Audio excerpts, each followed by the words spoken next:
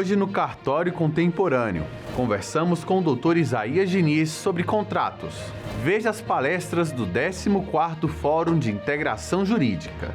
Tudo isso e muito mais no Cartório Contemporâneo.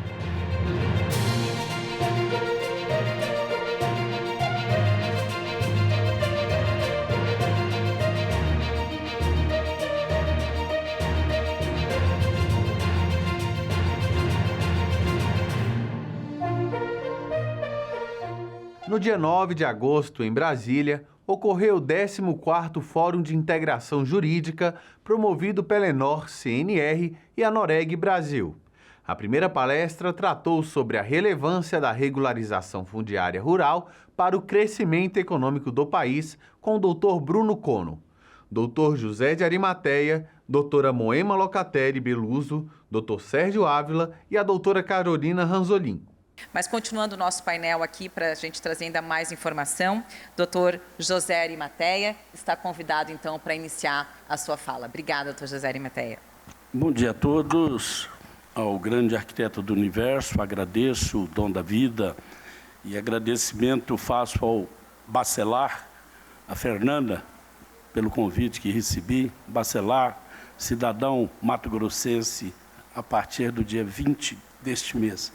Isso é só para vocês tomarem conhecimento quem é esse cidadão do Brasil. Ele está em todas as partes. Todas as regiões têm o Bacelar presente. Cumprimento a mesa na pessoa da doutora Carolina e ao Poder Judiciário, na pessoa dela também, ao Ministério Público, doutora Maria Tereza, a doutora Raquel Dotti, cumprimento o Ministério Público, os advogados presentes a meu convite do Mato Grosso, doutor Luiz Grossi, grande conhecedor de direito das coisas, posse e propriedade, é com ele. Acompanhando o Luiz, tem um outro Luiz Silva, que é geomensor. E aqui eu quero destacar o seguinte: em qualquer reunião onde se tem o registrador, o notário, há que se ter também o engenheiro, o geomensor, para que a gente trate de cadastro territorial e registro jurídico. Cumprimento, então, também a família notarial e registral do Brasil, na pessoa também do presidente. Mas, bom, vamos trabalhar, né? Que os minutos estão contados. Eu inicio essa minha manifestação mostrando na linha do tempo o que aconteceu nestes anos. Vamos aí, 21 anos. 20 anos comemoramos a lei do georreferenciamento. Eu tive o privilégio de registrar o primeiro geo do Brasil, lá na cidade de Newfield of Parecis, Campo Novo do Parecis. A gente brinca assim, também falando sobre a República Autônoma de Mato Grosso, né? É uma brincadeira que sempre fazemos aí.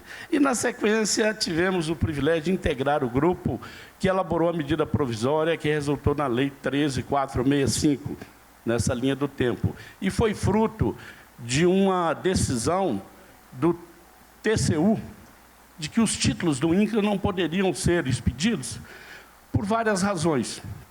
Daí, naquela última versão da medida provisória, foi inserido os 7 primeiros artigos tratando de regularização rural. Até então só se falava em regularização urbana. Poucos sabem disso. Mas os 7 primeiros artigos foram inseridos para que a relevância e a urgência fossem caracterizadas numa ação direta de inconstitucionalidade que não teve, digamos, apoio da procuradora de então, doutora Raquel Dotti. O procurador anterior pugnava por isso. E a ela, doutora Raquel Dotti, devemos a efetivação dessa lei, que está aí reportada por todos os colegas. Aí estamos aí, 2004. Recentemente, no Mato Grosso, foi criado esse núcleo que coordena a Comissão de Assuntos Fundiários. Ela é muito atuante lá no Estado e temos tido resultados fantásticos. Aí a definição estratégica da regularização, nós vamos passar. 1/6 das terras brasileiras é de propriedade desconhecida. O Bruno falou isso, o conselheiro também comentou. Nós não temos conhecimento das terras do Brasil. O Brasil não conhece o Brasil. A então presidente do Supremo Tribunal Federal, em 2016, não tem muito tempo, falta de dados atualizados dificulta a tomada de decisões sobre detentos, diz a magistrada, a Carmen Lúcia, à época, nossa conterrânea. É lamentável falar isso agora, hoje está tudo resolvido, mas naquela época essa também era a questão. Então, não é privilégio dos registradores com relação a isso. O Poder Judiciário também já viveu esse momento. Aí estamos, então, diante das comissões que temos lá para tratar de assuntos fundiários e também de registros públicos. Comissão a nível estadual e a nível municipal. Comitê de Governança de Terras. Isso é um grupo de trabalho que fazemos parte na Unicamp, onde também é tratado essa questão da governança de terra já há 9 anos. Desse grupo de trabalho é que resultou o provimento, a Maria Tereza, à época, coordenando esse trabalho, a doutora Liz Rezende também, a quem devemos aí, esse provimento foi criado na Bahia. O IERI, que está aí para sair a nível nacional, e é nosso sonho ver isso também atualizado, inclusive com georreferenciamento dos imóveis urbanos, para que a gente tenha uma definição do solo que a gente está pisando, assim como o Bandeira de Melo pontuou. Nós não sabemos, o distrito que eu nasci, até hoje, ele está plotado dentro de uma área de ninguém. No meu município, nós temos lá um distrito criado, e até hoje ele está numa área de 120 mil hectares. Ele não foi destacado de lá ainda. Eu estou falando de realidades, de coisa que está acontecendo. Então, a conclusão do 9º seminário que foi realizado lá em Recife, ficou pactuado numa carta que o CIGEF será o órgão a manter a plataforma da Cartografia Nacional do Brasil, cumprindo assim o disposto no artigo 21, parágrafo 5º da Constituição, que determina que tenhamos um órgão nacional para disciplinar essa questão, e não tão somente as cartografias estaduais, que às vezes conflitam com essa do CIGEF. Chegamos ao ponto, lá no Mato Grosso, de ter um provimento, pelo que parece será revogado, atento ao nosso posicionamento, de que essa discrepância entre o que está no CIGEF e o que está lá na base estadual, deve prevalecer o que está no CIGEF. Esse grupo de trabalho, também representando o IRIB, por delegação do presidente Jordão, foi disponibilizado essa semana. E nele está inserido essa questão que acabamos de falar, de que o CIGEF será o órgão a ter a plataforma nacional das terras do Brasil. A geografia e estatística, né, devem andar sempre juntas. As questões críticas, né? Regis Bueno é um grande estudioso do assunto, e ele fala com toda a propriedade que temos que ter a agrimensura sempre por perto e ter alguém que dite as normas, assim como estamos a falar do CIGEF. O Luiz Ujeda, que é o diretor da plataforma Geocracia, com quem mantém o contato permanente, ele vive em Portugal, ele trata com muita propriedade sobre essa questão que o Sérgio Ávila pontua no mapa, e que precisa de alguns arranjos, né? Temos que pensar que mudanças, elas devem acontecer. As nossas ideias, elas mudam. O Barão de Tararé, ele dizia isso, né? Que o que é triste é não termos ideias para mudar. Então, essas ideias complementares, elas têm que vir para que a gente tenha o mapa funcionando perfeitamente bem. As gratuidades ou isenções, né? Todos ganham quando faz REURB. O registrador, ele trabalha e corre o sério risco de ter PCA, conforme aconteceu com o colega da Bahia, Vivaldo, que foi afastado por conta de uma duplicidade de matrícula num processo de REURB-S. Vejam, chegam 1000 títulos para registrar. O registrador não recebe um centavo por isso. Temos um fundo, e esse fundo até hoje ele não foi regulamentado. Então, nós conclamamos os nossos dirigentes maiores aí a trabalharmos e cerrarmos fileiras para que, a exemplo do Pernambuco, parece que do Maranhão, tenhamos aí regulamentado esse fundo, a partir de alguma rubrica, né, que deve acontecer. Estamos aí diante de exemplos outros, vindo do exterior, onde se busca aí cumprir o que a Agenda 2030 diz, né? O acesso público à informação, a Conferência das Nações Unidas, lá a Ex 92 já previa também essa necessidade para que essa transparência, a exemplo do que está acontecendo no mapa, ela aconteça para todos os rincões. Em Portugal, já se tem isso aí com muita propriedade. Aqui eu conheço o município, é um projeto da nossa autoria, que vai ser levado a cabo agora no Intermate como piloto, para que no norte do Mato Grosso tenhamos alguns estados com tudo isso. O meu município, eu tenho quase 100% das áreas georreferenciadas, certificadas e averbadas nas matrículas. E um trabalho que podemos dizer artesanal num primeiro instante, mas que à medida que o tempo passa, ele vai se tornando copiado por outros que certamente farão o mesmo. Conhecer o que tem dentro da sua serventia. Esse livro foi publicado pela editora do Congresso Nacional, tem um artigo da minha autoria, nossa autoria, e recomendo a todos. É o volume 304, lá do Supremo. E aí, um webinar que vai ao ar no dia 4, com o nosso Jô Soares, assim eu brinquei com ele, né? É o Alexias, lá do Rio de Janeiro. Há algumas referências bibliográficas. Muito obrigado aí por ouvir-me.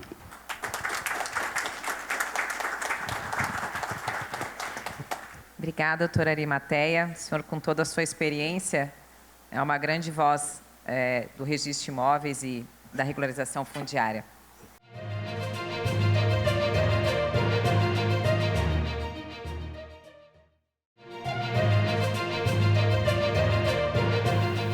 E o doutor Arimateia tocou num ponto muito importante, dentre várias questões importantes abordadas, que é o IERE, né?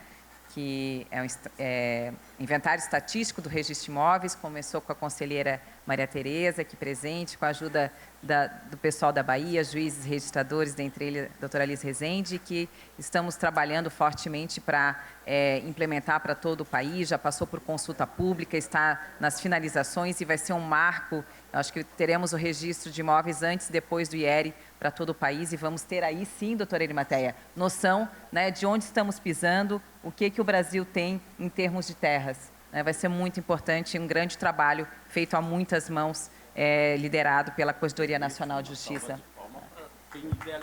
Exatamente, pela conselheira Maria Tereza, conselheira de ontem, de hoje e de sempre.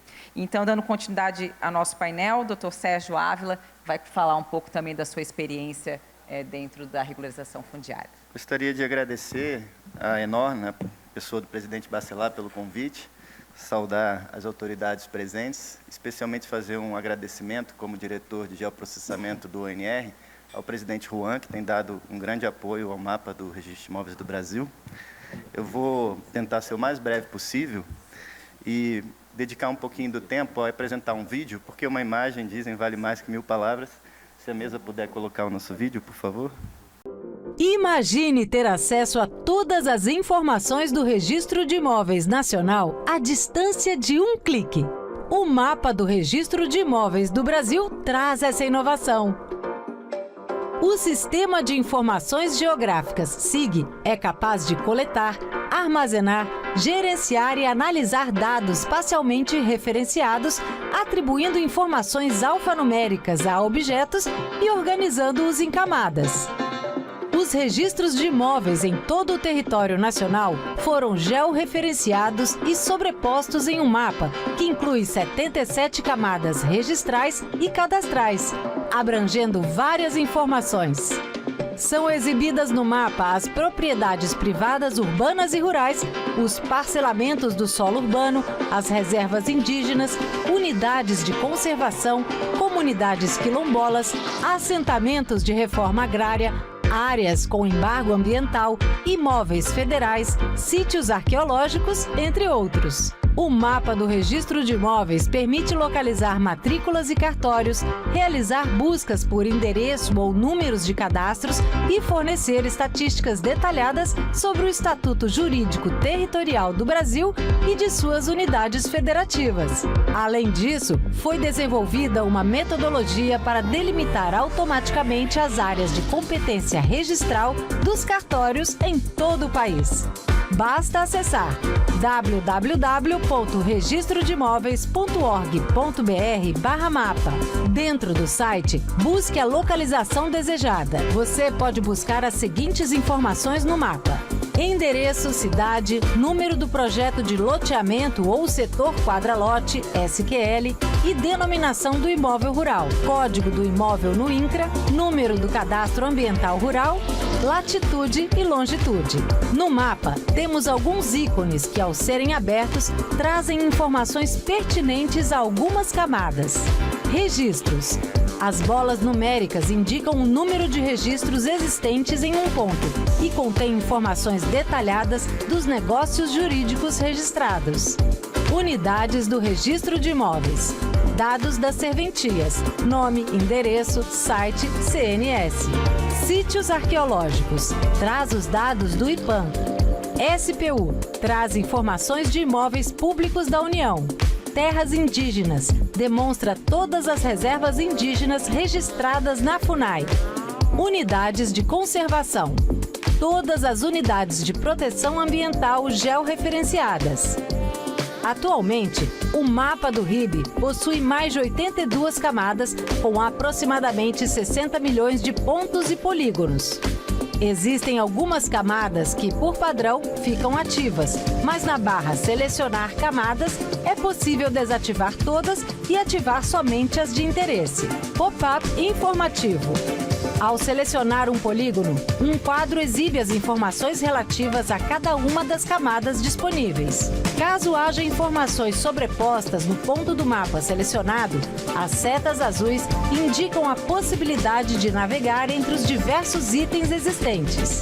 Também é apresentado o símbolo de uma mão com a qual é possível segurar e arrastar o quadro informativo para os lados, a fim de visualizar o objeto selecionado. Você ainda pode ter acesso às estatísticas de um determinado local ao acessar o símbolo do gráfico ao lado da barra de pesquisa. Nas estatísticas, podemos perceber, por exemplo, que 35% do território nacional está sujeito aos regimes jurídicos especiais de unidades de conservação, terras indígenas, assentamentos de reforma agrária ou comunidades quilombolas. É possível fazer a mesma análise em cada um dos estados da federação. Através do mapa de RIB, a publicidade registral passa a ser georreferenciada e estruturada, o que projeta o Registro de Imóveis do Brasil para o futuro. Com a digitalização desses dados, o Registro de Imóveis conseguirá trabalhar de forma mais integrada e transparente. Vamos juntos construir o melhor registro de imóveis do mundo?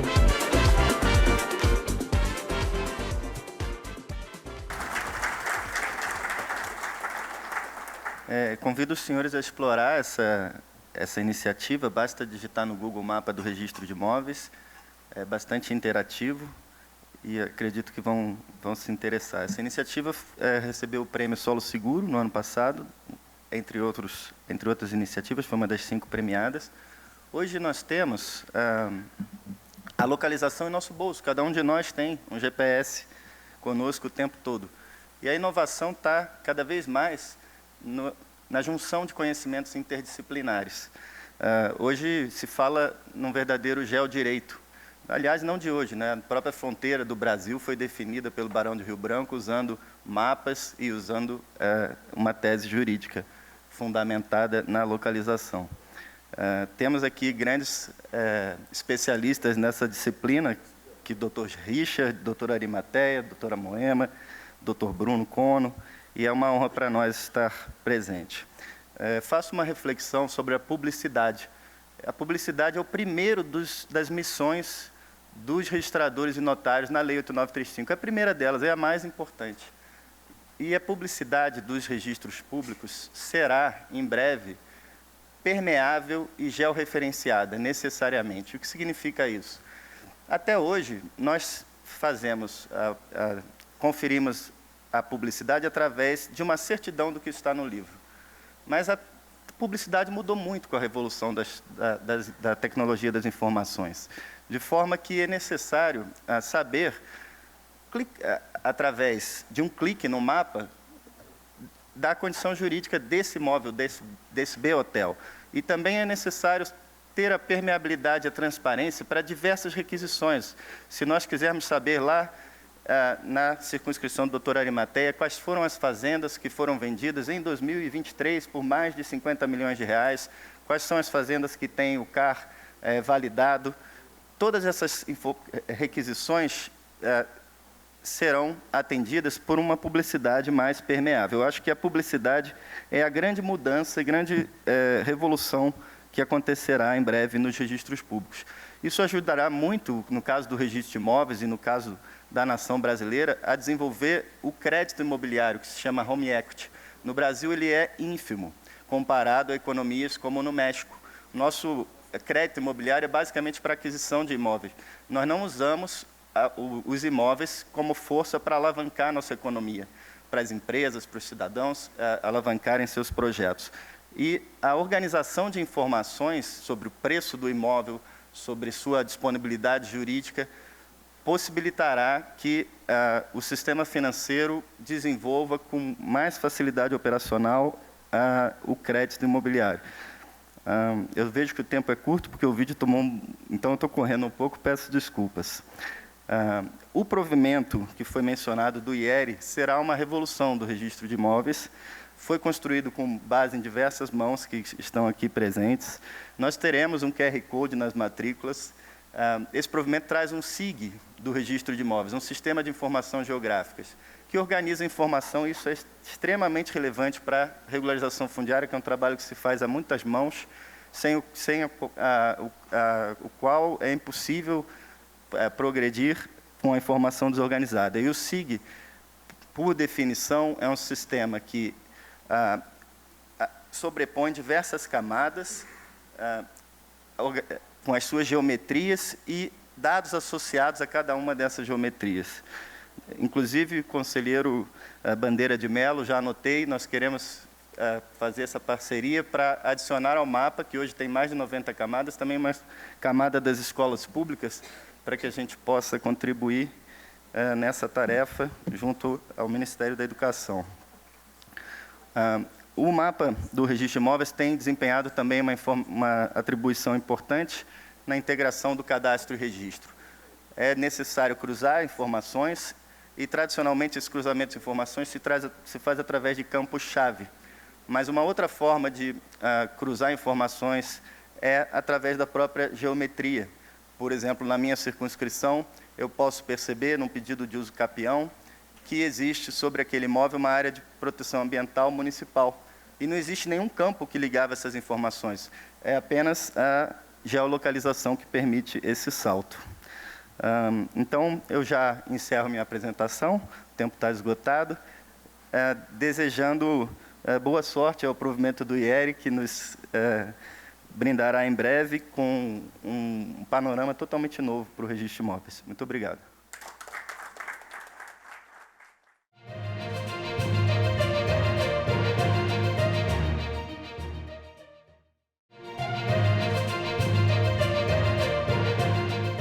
Você sabe as principais armadilhas dos contratos? Conversamos com o Dr. Isaías Diniz sobre o assunto. Dr. Isaías, é um prazer tê-lo conosco. Vamos começar com o básico. O que é um contrato? O contrato, ele estabelece direitos e obrigações para duas partes ou mais partes que estejam fazendo um negócio jurídico. Interessante que há uma expressão, até em latim, que ela diz de pacta sunt servanda, que é o contrato, ele faz lei entre as partes. Tudo que nós fazemos quase no nosso dia a dia seriam contratos mais simples.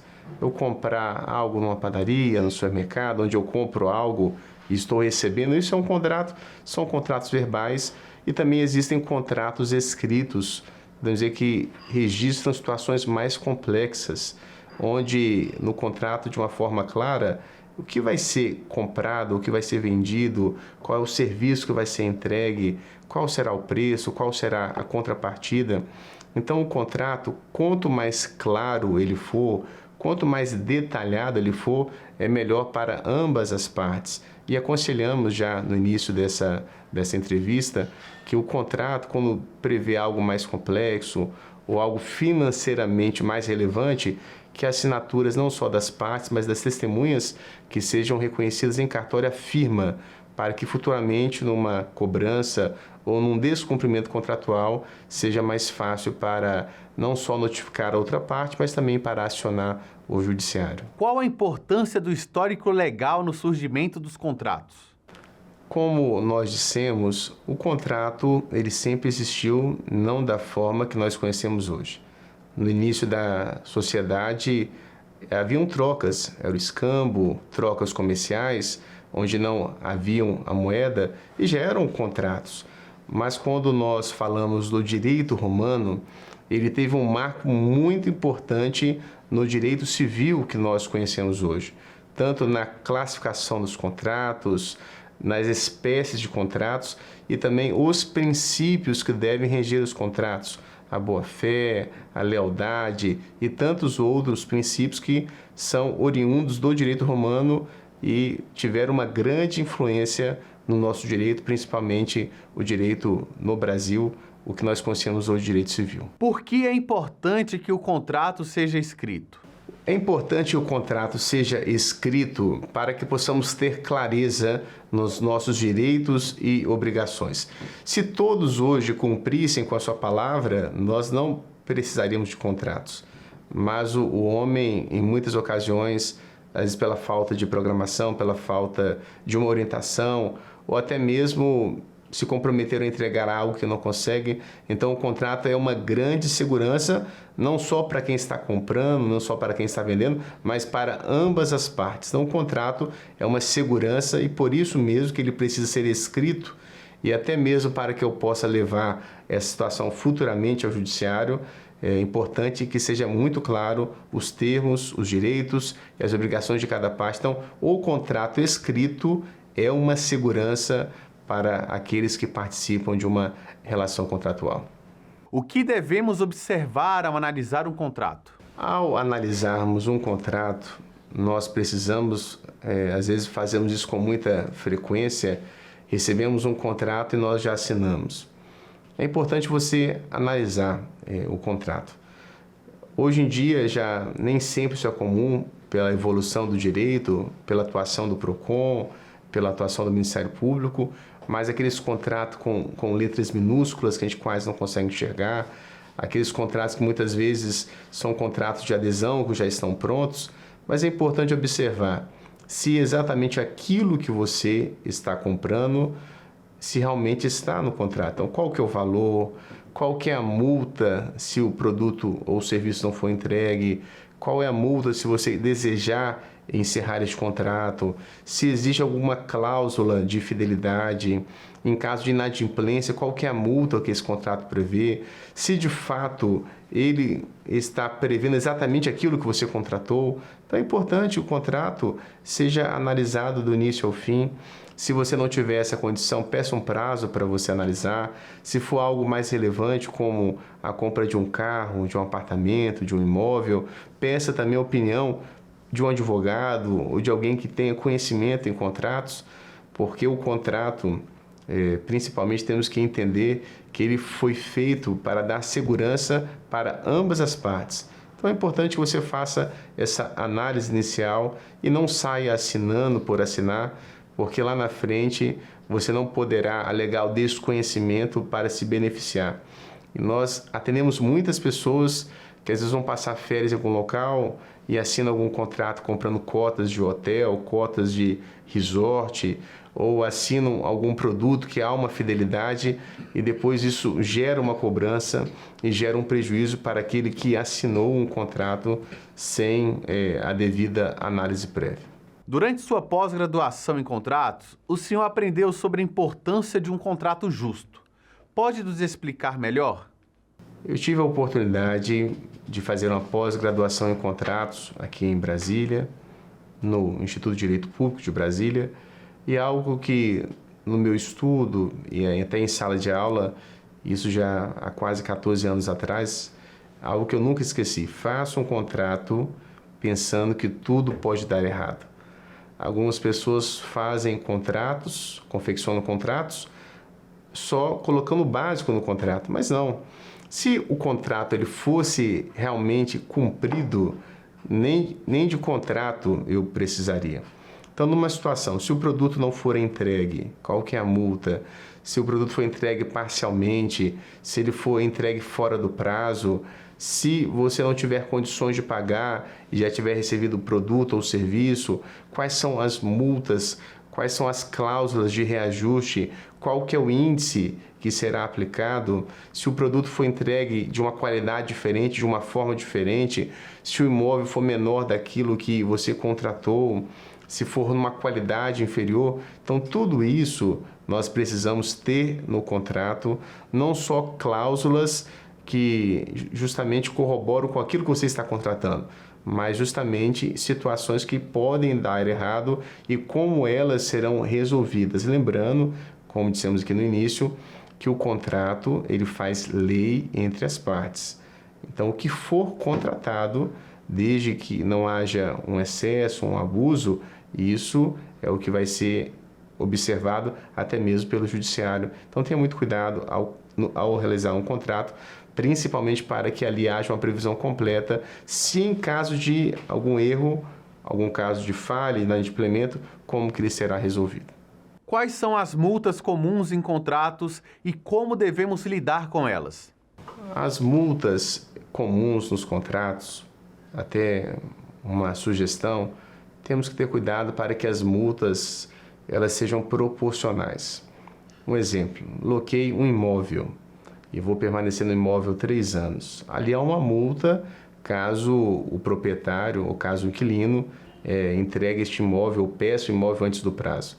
Então, o ideal seria que essa multa ela fosse proporcional. Imagina se eu estou 1 mês apenas ou 2 meses para encerrar este contrato, eu tiver que pagar uma multa de 3 aluguéis. Então, é importante que essa multa seja proporcional. Há sempre uma correção monetária, um juro mensal pelo inadimplemento. Então, devemos ter cuidado com cláusulas excessivas e até uma dica, um termo utilizado no direito, que é o contrato leonino. Temos que ter muito cuidado. O contrato leonino seria aquele onde há apenas uma das partes tem apenas obrigações e a outra parte tem todos os direitos do contrato. Então, o contrato precisa ser equilibrado. Direitos e obrigações para ambas as partes, e a nossa sugestão em relação às multas, que elas sejam proporcionais. Quanto mais eu cumprir um contrato, menor deveria ser a multa aplicada à parte que infringir alguma das cláusulas contratuais. Quais cuidados devemos ter ao comprar um carro? Em relação à compra de um carro, também é um contrato a compra de um carro. Então, a sugestão também que nós damos em relação a isso, se você está vendendo um carro seminovo, o ideal é que a pessoa que compre o seu carro, que você tenha um contrato com ela também, que ele vistoriou o carro, que ele está comprando o carro na situação em que o carro se encontra, que eventuais vícios ocultos nós não somos responsáveis. Além disso, ao comprar um carro, é interessante consultar o histórico veicular deste carro. Esse carro é um carro que foi furtado, foi roubado, foi recuperado pela seguradora, é um carro que passou por uma enchente, é um carro que teve perda total. Então, você tem cuidado para olhar, e existem empresas que fazem essa consulta hoje. Quando você for comprar um carro também, verifique se realmente a pessoa que está vendendo, ela é a proprietária do carro ou o proprietário do carro. E não deposite valor na conta de terceiros, porque são golpes, inclusive foi um dos programas que nós já gravamos, são golpes que existem hoje. Então, confira se a pessoa é a proprietária do carro, se o carro também não tem algum gravame, se ele está alienado, se ele foi bloqueado de alguma forma por dívida trabalhista, se o IPVA está em dia, se existem multas. Hoje podemos encontrar carros que, se você for pagar todo o débito que existe nele, não compensa comprar. Em termos de multas, em termos de IPVA, E se você também for vender um carro, faça a comunicação da venda deste carro. Então, registre que você vendeu o carro para a pessoa específica e nunca faça isso, você passar o carro para alguém e ele continuar pagando as parcelas no seu financiamento. Eu conheço os casos recentes de pessoas que fizeram isso, venderam o carro, nunca mais viram o carro e ainda continuaram com o financiamento em seu nome. Então, se for vender um carro, que ele seja transferido imediatamente. Só entregue o carro se o comprador ele transferir o carro. Não fique em seu nome com uma outra pessoa usando o carro que você vendeu e transfira logo. Esses são cuidados que nós temos que ter, porque muitas vezes você quer resolver um problema, enfim, trocar de carro, e você acaba ganhando um grande prejuízo. Quando você for vender um carro, cuidado também para anunciar em sites, em plataformas, para que você não seja vítima de algum golpe nessas plataformas digitais. Então, dê muito cuidado, dê preferência, peça alguém para te ajudar, para alguém ir com você ao cartório, não marque também em locais vazios, locais ermos. Se for mostrar o seu carro, um carro seminovo, mostre perto de uma delegacia, em algum local movimentado, não faça isso à noite. Todo cuidado é pouco para que a sua venda seja efetivamente segura.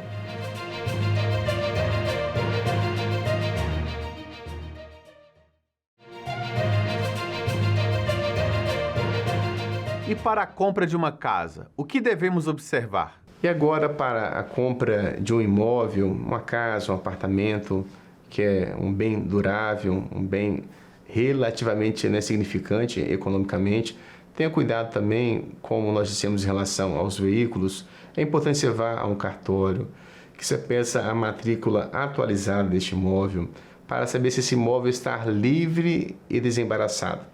Se ele não é alvo de uma briga judicial, se ele não está no inventário, se de fato este imóvel não tem dívidas, procure saber como está o IPTU deste imóvel, tem alguma dívida relacionada a ele, se é um apartamento, como está o condomínio, soube de casos que o imóvel por muito tempo ficou parado por conta de um inventário e já tinha anos e anos de dívidas condominiais.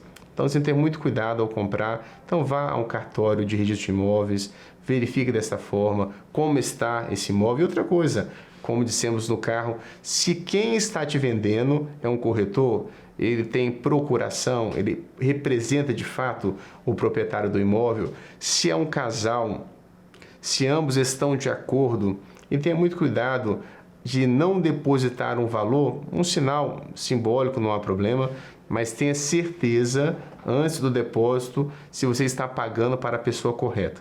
Também há um brocard no direito que diz que quem paga mal, paga 2 vezes. Ou quem paga mal fica também sem o bem pelo qual, digamos assim, comprou. Então tenha muito cuidado quando você for comprar um imóvel para investigar se o imóvel é um imóvel livre, desembaraçado, se quem está vendendo tem autonomia e legitimidade para vender e se você está depositando o valor para a pessoa correta.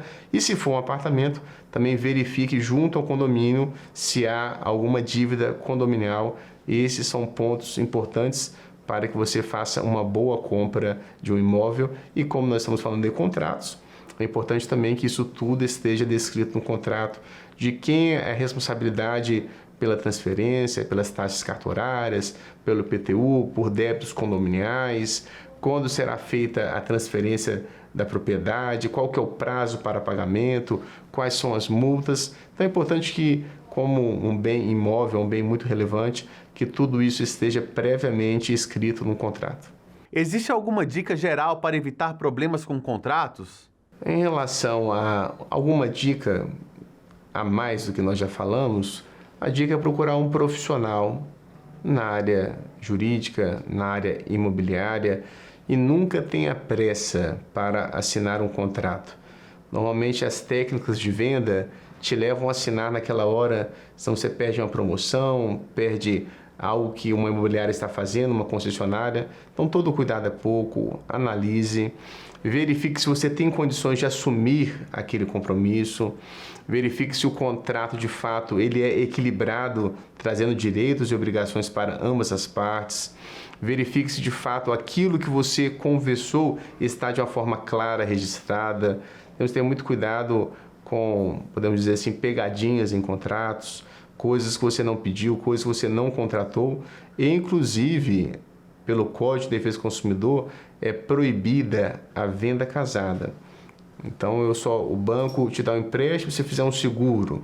Você só pode comprar esse imóvel se você fizer um seguro para este imóvel. Então, isso também é proibido. Então, tenha cuidado para você verificar se o que você queria contratar, se de fato está. Não basta ficar apenas no verbal. É necessário que esteja escrito, reduzido a termo, tudo aquilo que você conversou. É importante, melhor pecar pelo excesso do que eu ser omisso e lá na frente, pela minha pressa. Hoje somos ansiosos, a vida é uma vida tão, digamos assim, corrida, mas precisamos, para fazer um bom negócio, que tenha um contrato, que ele esteja escrito da forma clara e, de preferência, como dissemos antes, até que tenham 2 testemunhas para assinar com você naquele contrato, porque isso será muito importante numa futura disputa judicial, numa interpelação judicial, numa notificação. Então, esses são cuidados importantes em todos os tipos de contratos. Podemos falar sobre contratos de reforma e construção? Contratos de reforma, contratos de construção são demandas que sempre existiram e sempre existirão. Creio até que com a pandemia aumentou-se muito as reformas e construções, e Brasília, o Brasil de uma forma geral, tem muito espaço para nós construirmos. Temos que ter muito cuidado com quem nós iremos contratar. Como dissemos até agora, faça um contrato. Qual é o prazo para o término desta obra? Quais serão os produtos que serão aplicados na sua obra? Quais são as suas responsabilidades? Quem compra, quem traz, a limpeza, a manutenção, o deslocamento desses funcionários. E é importante também não contratar qualquer tipo de pessoa. Você está colocando um imóvel que precisa ter uma boa estrutura, uma reforma, tem que ter muito cuidado. Quem entra na sua casa, e tenha muito cuidado também para pesquisar se a empresa que se propõe a realizar esta obra na sua casa, se é uma empresa idônea, se ela não tem nenhum título, nenhum protesto em relação ao nome dela, se ela não tem ações na Justiça Civil ou na Justiça do Trabalho. Então, cuidado, mas principalmente não faça nada, nenhuma reforma ou construção, sem de fato que haja um contrato, que tenha um contrato por escrito. Quais são os problemas comuns em contratos de construção? Em relação aos contratos de construção e de reformas, problemas extremamente comuns. A falta da conclusão no prazo ou até mesmo o abandono da sua obra. Eu vou te dar um conselho como advogado, também por quase 10 anos eu trabalhei numa empresa de construção aqui do Distrito Federal. Tenha muito cuidado, por mais que você tenha o dinheiro para pagar à vista, prefira pagar por etapas. Pague proporcionalmente ao que a obra estiver sendo realizada. Então, você contratou algo, na medida que o serviço for sendo entregue, então pense no contrato por etapas. A fundação é um preço, o acabamento é outro, ou se for por cômodos, tente fracionar o valor por cada cômodo que for concluído. Assim você diminuirá em muito o seu trabalho. E temos, por mais que sejam profissionais excelentes, tenha muito cuidado. Temos visto de forma até recorrente as questões com carpinteiro, com gesseiro. Então, de você pagar antecipadamente por tudo e muitas vezes você ficar sem a entrega daquele serviço. Então, procure. Nem sempre apenas o melhor preço é a melhor opção, ou também nem sempre o maior preço é a melhor opção. Então, procure saber quem é este profissional, há quanto tempo ele está no mercado, e a sugestão, se possível for, nunca pague todo o valor do serviço que você está contratando ou do produto que você está comprando. Então, vincule algo à entrega e, se possível for também, fracione por etapas. E quanto aos problemas de falsa locação que vemos em muitas cidades? Em relação à falsa locação, temos visto isso com frequência de pessoas que olham anúncios de imóveis bem localizados, fotos reais de um imóvel e até o sonho de uma família poder morar naquele local que é mais perto do trabalho, que é mais perto da escola do filho ou da faculdade do filho. E parece um anúncio verdadeiro, com fotos verdadeiras, mas são pessoas que são falsos anunciantes, falsos proprietários, onde eles vão em alguns imóveis onde a chave está com o porteiro, ou pegam chaves com as imobiliárias, tiram fotos, fazem vídeos, mandam informações sobre aquele imóvel e eles mandam até um contrato para que você possa assinar ou pedem 1 ou 2 aluguéis de garantia para reservar aquele imóvel. E já tivemos casos, assim, até triste poder dizer isso, de pessoas que estavam com um caminhão de mudança, tinham um imóvel anterior, chegaram no prédio e ao chegarem no prédio com toda a mudança, num caminhão de mudança, descobriram que aquele imóvel ou não estava para locação ou já tinha sido alugado. Então, novamente, se você for alugar uma casa, procure saber de fato qual é o proprietário. Tente falar com o proprietário. Se é num apartamento, procure o porteiro, procure o síndico, verifique se de fato aquele apartamento está para locação, se já não foi alugado, se com quem você está falando, se de fato essa pessoa existe, e desconfie, por mais que a pessoa possa usar o nome de uma imobiliária conhecida, de um corretor conhecido. Entenda o que nós estamos dizendo. Nunca um valor, raramente um valor, nunca, né, mas raramente um valor vai ser depositado na conta de quem está anunciando. Ele é depositado na conta de uma imobiliária ou na conta do próprio proprietário do imóvel. Então desconfie também de preços muito baixos e preços muito diferentes que o mercado está oferecendo. E essas checagens são muito importantes antes que você também loque um imóvel para morar ou mesmo para montar a sua empresa. Você teria outras dicas para nos passar? Em relação às dicas finais, é importante evite expressões ambíguas, ou até mesmo uma redação muito rebuscada. Precisamos ser claros quais são os direitos, quais são as obrigações, quais são os prazos, qual é a forma de pagamento, em caso de inadimplência, como resolver. A outra coisa, aonde vai ser o foro competente para que eu possa levar a minha demanda na justiça. Então, prefira que o foro seja exatamente no local onde você mora, onde você comprou aquele serviço ou aquele produto. Também, se puder ter uma cláusula que ambas as partes, podem ser citadas por e-mail ou por WhatsApp, isso é muito importante. Já passamos por casos de tentar localizar um devedor e nós não encontramos porque ele muda de endereço, no endereço fixo. Então, se ele puder ser citado, e hoje a justiça tem o processo 100% eletrônico, no qual as partes podem ser citadas por e-mail ou mesmo por WhatsApp. Também, se houver uma cláusula que o nome do devedor ou de quem descumpriu alguma cláusula ou não pagou ou não entregou o serviço ou produto, que este nome possa ser protestado. Isso é muito importante para, de alguma forma, você poder provocar aquele que não cumpriu o contrato.